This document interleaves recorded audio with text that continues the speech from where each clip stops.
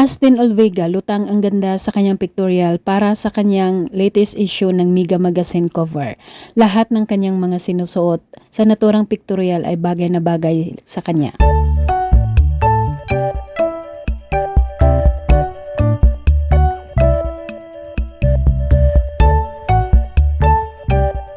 Sa isang lugar kung saan sila nagpipictorial, napalibutan si Astin Olvega ng mga makukulay na mga bulaklak na halos kasing tangkad lang din niya.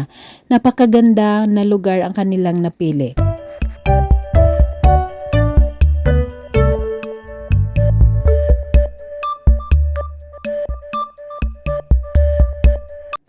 Gumamit din sila ng puting kabayo sa pictorial at pinapartneran din ni Astin Olvega ng kanyang puting damit at ang puting sombrero at hindi takot ang dalaga na sumandal sa kabayo.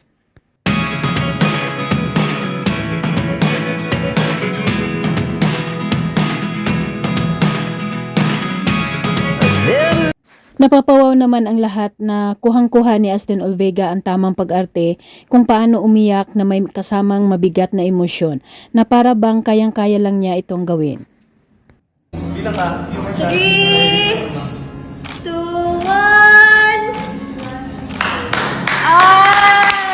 Ay! Artista siya! Ipinamalas naman ni Astin Olvega ang kanyang husay sa pagdating sa paggaya ng boses tuwing nagsasalita ito, katulad sa paggaya niya sa salita ni Rofami Quinto, habang inimbitahan ang lahat na manood ng kanyang bagong short film series. Iniimbitahan ko kayo na manood ng Ashley Anthology. Go, go, go! Yes! This March 13 na po yan sa Vivo One. Ikinuwento ng dalaga sa kanyang press conference na kahit daw siya ay nagulat kapag nasa bahay na siya at naiba pa rin ang kanyang pagsasalita, nadadala pa rin niya ang kanyang mga iba't ibang characters na ginagampanan. Kahit nasa bahay niyo po, minsan magsasalita ako. Ba't ganun ako magsalita? Nalimutan. Parang nasapian ka na ni Roma. Yes po. Thank you.